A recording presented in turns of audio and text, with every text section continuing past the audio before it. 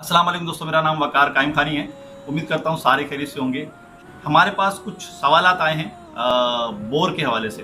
चाहते हैं कि आपको बताएं कि बोर किस तरह हो सकता है। काफ़ी सवालात हैं, काफ़ी क्यूरीज हैं, कुछ प्रॉब्लम्स हो रही हैं कि बोर एक्चुअली होगा किस तरह। एक देसी तरीका है जो एक कील लगा देते हैं निडल के अंदर, उसको किस तरह इम्प्लीमेंट कर सकते हैं, या फिर एक बोर सेट आता है उसके अंदर पंचिंग किस तरह होगी।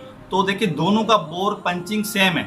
आपने क्या होता है, सिर्फ कपड़े को होल करना होता है, कपड़े को छीलना होता है और छीलने के बाद उस कपड़े को समेटना होता है। तो बहुत आसान तरीका है। इंशाल्लाह आप वीडियो देखेंगे तो आपको समझ में आ जाएगा। तो हम पीसी में मिलते हैं। अक्सर जो पंचिंग में गलती हो रही होती है वो गैप है जो हमारा अंदर आप पॉइंटिंग दे रहे हैं। काफ़ी लोग काफ़ी 1-2 mm का गैप दे के फिर बनाते हैं कि जी जो ना इसको मार्जिन चाहिए। नहीं, बिल्कुल गलत बात है। आपने सबसे पहले करना क्या है, जो आपने अंदर रनिंग दे रहे हैं, जो होल के लिए रनिंग दे रहे हैं, जो बोर के लिए रनिंग दे रहे हैं, उसको रनिंग का टाँका जितना छोटा रख सकते रख लें। 1 mm मैंने रखा है, आप .80 पे भी ले सकते हैं, .90 पे, ये 1 mm से नीचे रख सकते हैं। और देखें, ये एग्जैक्ट लोकेशन है। इस तरह आपका जब ऑब्जेक्ट ख़त्म हो रहा है वहाँ आपने रखना है, बिल्कुल उसके कॉर्नर से आपने अपनी रनिंग मिला के रखनी है ताकि वो प्रॉपर वहाँ पे होल हो सके। जितना करीब रखेंगे, जितना बारीक टांका रखेंगे, उतना बेहतर रहेगा। अब देखिए, मैंने यहाँ ऑप्शन क्या रखा है, डबल लेयर रखिए कॉर्नर्स पे, 2 लाइन रख दी कॉर्नर पे। और फिर हम इसके साथ क्या कर रहे हैं, एक डबल क्रॉस बना दिया हमने। डबल क्रॉस बनाने से क्या होगा कि पहले बीच में डबल क्रॉस चल जाएगा, एक सीधी लाइन और फिर एक दूसरी तरफ की लाइन। डबल क्रॉस बनाने के बाद फिर बाद में जो 2 लेयर थी हमारी आउटर वाली, जो बॉर्डर बन रहे थे, उसको हमने बना लिया। अब देखें, ये एग्जैक्ट लोकेशन है इसकी।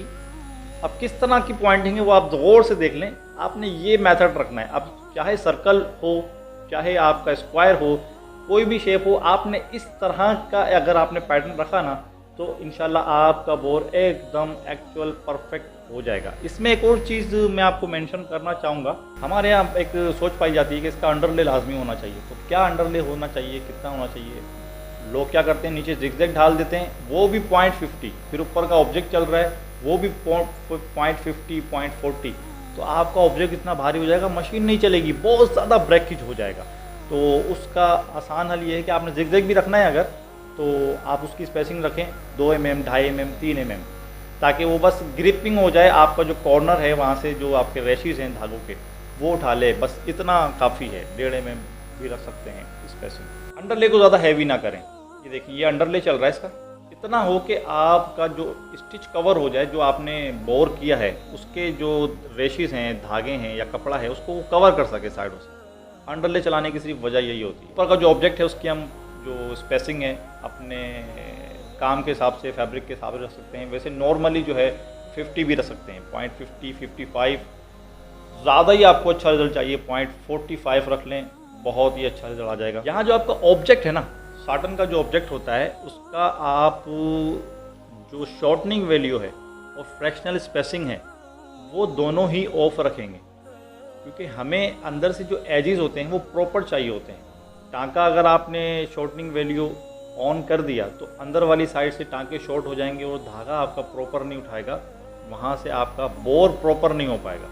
देखिए, जो बोर की निडल चल रही है ना, उसका काम सिर्फ धागे को, कपड़े को छीलना है। और आपकी जो अगली पंचिंग होती है, जहाँ पे ऑब्जेक्ट बन रहा है, वो तय करता है कि आपका बोर एक्चुअल कितना साफ़ सुथरा होगा या कैसे होगा। मैंने आपको समझा दिया कि अंडरले आप डाल सकते हैं। अंडरले ज़्यादा हैवी ना हो, 2-2.5 mm पे रख सकते हैं, 2 mm बहुत है, ताकि वो हल्का फुल्का आपको होल कवर करके दे। उसके ऊपर जो ऑब्जेक्ट चल रहा है, ऑब्जेक्ट को शॉर्टनिंग वैल्यू भी आपने ऑफ रखनी है और फ्रैक्शनल स्पेसिंग भी ऑफ रखनी है, ताकि आपके जो एजेस हैं, टांके हैं, बिल्कुल जो जहाँ टांके मिल रहे हैं वहाँ वो शॉर्ट ना हो। आपको लगता है कि यार चलो टांका बहुत हैवी हो रहा है, या जो आपके एजेस हैं वो कॉर्नर बन रहा है, जैसे ये बॉक्स बन रहा है, इसके कॉर्नर में आपको परेशानी हो सकती है, मशीन ब्रेकेज करेगी। शॉर्टनिंग वैल्यू को आप बहुत कम नीचे लेवल पे लाके ऑन कर सकते हैं, 20-25% पे उसको ऑन रख के आपको काम हो जाएगा। फिर भी आपने जो है फ्रैक्शनल स्पेसिंग जो है वो ऑफ ही रखनी है।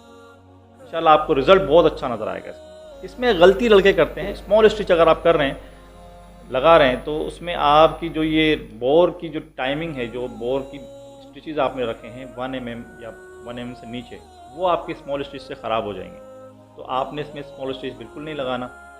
और दूसरा ये कि स्मॉल स्टिचेस अगर आपने लगा ली हैं और बोर की निडल आपने बाद में सेटिंग कर ली और आप सोच रहे हैं कि हमारा जो है ना बोर की जो टांके हैं वो ख़राब नहीं होंगे, तो ऐसा बिल्कुल भी नहीं होता। अगर आपने एक दफ़ा अपने डिज़ाइन के अंदर आपने अप्लाई कर दिया स्मॉल स्टिच और बाद में आपने बोर बनाया, बोर की निडल का धागा बनाया, बोर की निडल का काम किया, उसके बाद आप जाते हैं दोबारा प्रिंट प्रीव्यू पर। प्रिंट प्रीव्यू आपका अल्टीमेटली वो होता है स्मॉल स्टिचेस का ऑप्शन, अगर आपने डिज़ाइन में ऑन किया हुआ है तो। आप अगर, मैं आपको सिंपल तरीके से समझाता हूँ, अगर आपने शुरू में डिज़ाइन में 0.8 करके आपने स्मॉल स्टिचेस ऑन किए, फिर आपने पूरे डिज़ाइन में स्मॉल स्टिचेस का काम नहीं किया, फिर आपका क्या होता है कि आप आखिरी में प्रिंट प्रीव्यू देखते हैं। प्रिंट प्रीव्यू जहाँ देखेंगे ना, वहाँ फ़ौरन आपका सॉफ्टवेयर पूरे डिज़ाइन को 0.8 पे स्मॉल स्टिचेस पे अप्लाई कर देगा ऑटोमेटिकली। प्रिंट प्रीव्यू के अंदर ऑटो जनरेटेड स्मॉल स्टिचेस होते हैं। अगर आपने फर्स्ट टाइम ऑन किया है तो वही दोबारा अप्लाई करेगा। प्रिंट प्रीव्यू हम करते हैं तो कुछ स्टिचेस हमारे कम हो जाते हैं। वो सॉफ्टवेयर हमारे ऊपर मेहरबान नहीं होता, वो हमारे स्मॉल स्टिचेस ही हैं जो हमने डिज़ाइन के शुरू में ऑन किए थे। अब वो पूरे डिज़ाइन का निचोड़ हमें प्रिंट प्रीव्यू स्मॉल स्टिचेस निकाल के देता है।